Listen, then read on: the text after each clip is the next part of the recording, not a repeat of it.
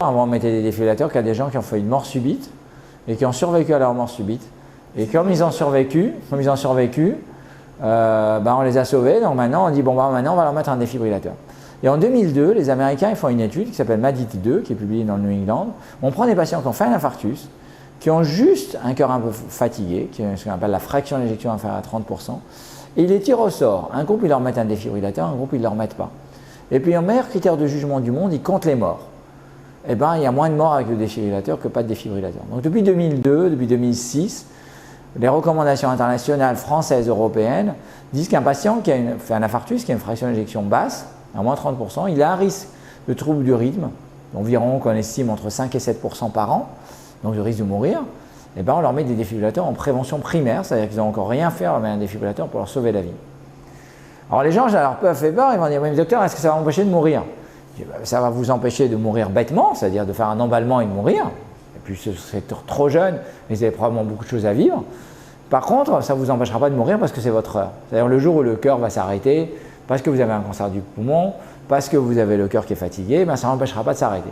Donc ce défibrillateur est là pour sauver la vie, c'est sa fonction principale, mais il peut être là également pour aider le cœur à se contracter. La moitié des défibrillateurs qu'on met, c'est ce qu'on appelle les défibrillateurs de resynchronisation, et c'est des défibrillateurs qui vont aider le cœur à sa contraction. La taille des défibrillateurs est réduite en taille, les pacemakers maintenant ont la taille d'une pièce de 2 €. Et les défibrillateurs ont quand même un peu plus gros, c'est normal, il faut pouvoir délivrer une énergie électrique, mais ont beaucoup réduit en taille. Et maintenant, voilà, ils sont plutôt légers, ils sont légèrement sous la peau, maintenant des fois on les met là aussi. Mais bon, voilà, c'est des interventions qu'on fait sous anesthésie locale. Les porteurs de pacemaker ou de défibrillateurs qui voyagent, ils ont normalement une carte qui leur permet, lorsqu'ils arrivent au niveau du contrôle de sûreté, avec ces détecteurs de métaux, de montrer leur carte, ce qui leur permet d'éviter de rentrer dedans. Sachant que le risque de rentrer dedans est micro-faible, mais sinon ils peuvent voyager normalement, ils peuvent utiliser leur téléphone portable, ils peuvent utiliser le micro-ondes. On leur demande juste le téléphone portable de ne pas le mettre, on regarde la poche du défibrillateur, mais le mettre devant l'autre, ils peuvent parler de l'oreille qu'ils veulent. Voilà, donc il n'y a pas trop de contraintes, des porteurs de défibrillateurs, je les croise en voyage dans le monde, en balade.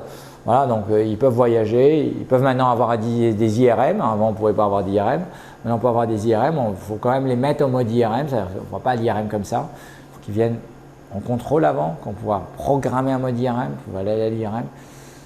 Des fois c'est des modes automatiques, des fois on peut les mettre dans des modes, il y a de plus en plus maintenant des défibrillateurs qui ont des modes IRM intelligents, c'est-à-dire on va mettre une période d'écoute pour le défibrillateur de 15 jours où le défibrillateur va écouter l'IRM et quand il arrive dans l'IRM, le défibrillateur commute en mode IRM et dès que l'IRM est fini, il revient en mode normal. Donc probablement, voilà, c'est en pleine évolution.